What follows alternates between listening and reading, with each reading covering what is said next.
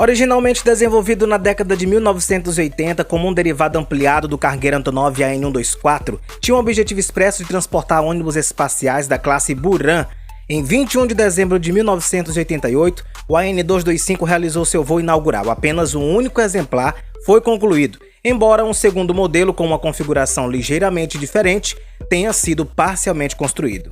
Só para você ter ideia, vazio, o Antonov AN-225 pesava cerca de 285 mil quilos.